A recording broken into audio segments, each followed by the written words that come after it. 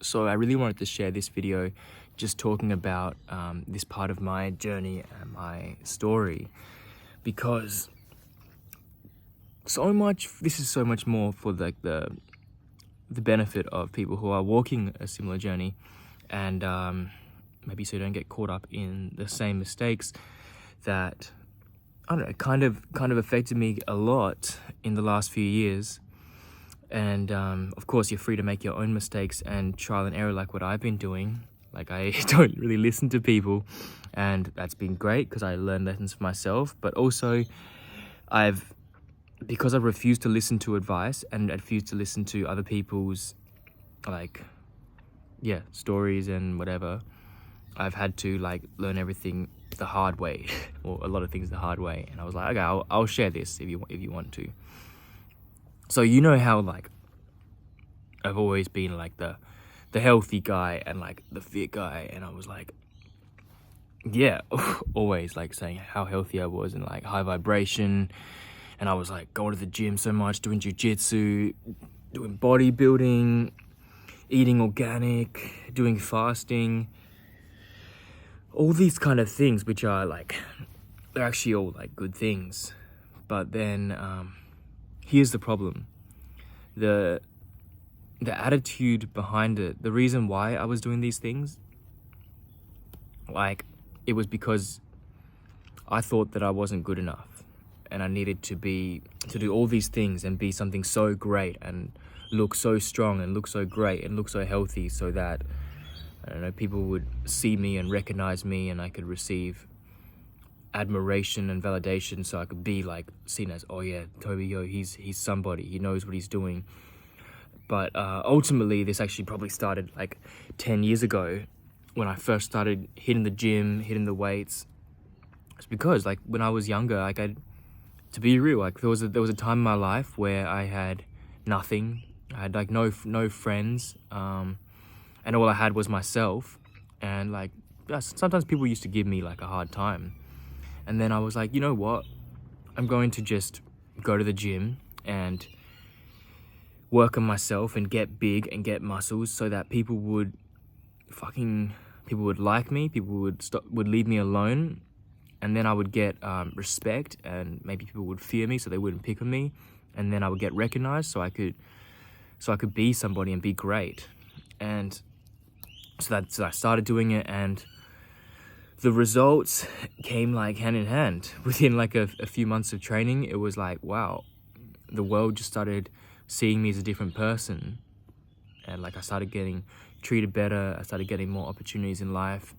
And so this was a positive feedback for me. So over the years, I got more and more extreme.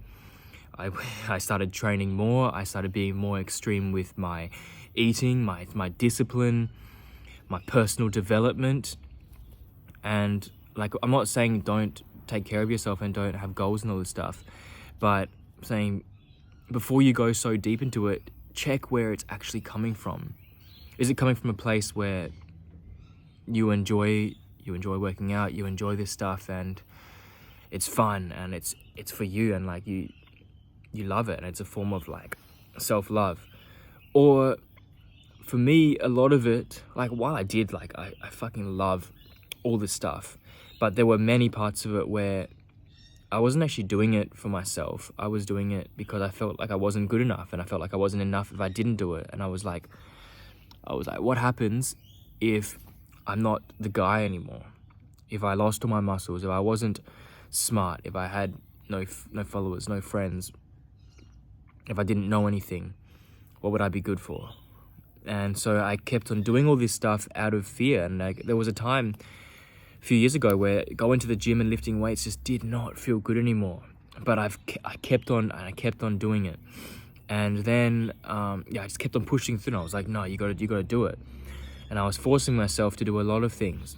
And all of it was coming, no, not all of it, okay, some of it was coming from a mentality of lack, of literally feeling like I had to do it, and that I wouldn't be worthy, I wouldn't be good anymore if I didn't do all these kind of things. And I said it's a slippery slope because I had to do more and more and more. And then we got to a time where literally I just could not relax anymore. I couldn't just relax and enjoy myself. I always had to be somehow improving myself or learning something more, becoming stronger, becoming more smart, posting something, making money, making more friends, making more people see me, having more attention. I became hooked on this kind of new drug of like always improving myself. And then this led me to burnout. We always hear this fucking word, burnout. My Oura ring, my heart rate variability was like reading 20 minutes, beats per minute or whatever, some bullshit like that. My resting heart rate was like high and I had a lot of stress. I couldn't sleep the night through. My allergies were going crazy. And then my body started to fall apart and my body was really speaking to me. I was having blood noses literally non-stop. Just to feel normal, I would need like hours of sleep every single night. I would need at least 10, 11 hours just to feel normal, plus a nap in the middle of the day, because I was just running my nervous system on all levels, physically, mentally, spiritually, maybe, just into the ground, because I just wouldn't stop. Like every day I had to train hard to failure. I had to do a sauna. I had to go to the waterfall and do some cold therapy or an ice bath. I had to do breath work. I had to fast for this long. I had to eat this much food and I had to be organic. And then everything became a threat. My mind was like literally always perceiving everything as a threat. If someone says, "Hey Toby, we're going out for dinner tonight at this restaurant. Do you want to come?" Instantly I was like, fuck, how do I go and not be poisoned by this food? I have to take charcoal, spirulina, clay, zeolite, all this stuff. Or I would call them and say, "Hey, do you use vegetable oils? I need you to use ghee or butter." And I was becoming obsessed with this image of perfection and having to always control everything. So I was like, even though I was doing so much good, positive things on the outside, my inner state was fucked up. It was literally like I was always running away from a tiger. Everything was perceived as a danger. People, like my friends, my family, restaurants, food, the sunset. If I didn't go to do sun gazing, if I didn't wake up to do my practices for sunrise, and I was like, now looking back, I'm like, how did I live with that? And I'm still working my way out of this hole that I was in, but this went on for a really, really long time, and I felt like it was just going to Bali this recent time and literally having no control. So I was eating out every single day. I couldn't know if food was organic or not. I was sleeping in random places.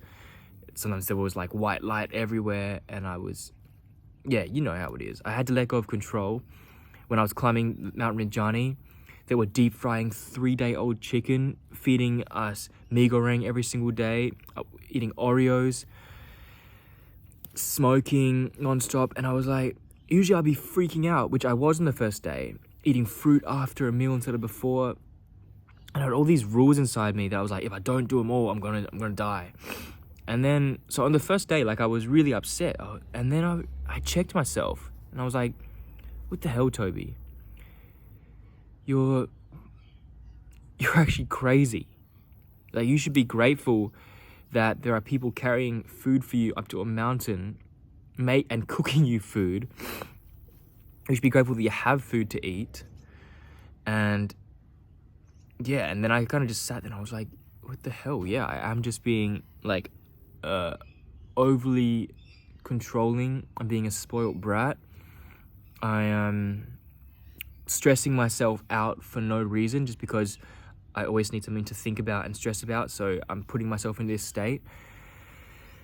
And then I had to just be like, all right, you know what? I'm just going to let go and enjoy. And when I did that, many things came through. It was like, sure, the external things, and it's great to make sure that you're eating right and sleeping right and all this stuff. But then when this becomes a source of stress and it's actually affecting your inner state more, I was like thinking maybe this is actually affecting me more because my inner state is messed up and I'm not be able to rest and be at peace than the actual thing that I'm worrying about. And of course, it's good to do both. It's good to have a good inner state and be peaceful, and then it's also good to be conscious. But for me, it was way too imbalanced.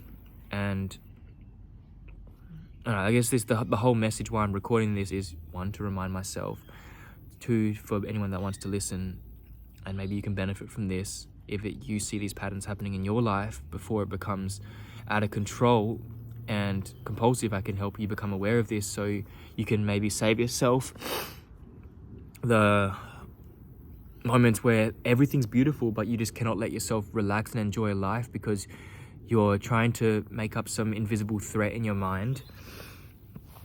And it was more so just like stop, like relax, and actually take a step out of your mind and your compulsive thinking and patterns and look at it. It's like, am I actually in danger right now?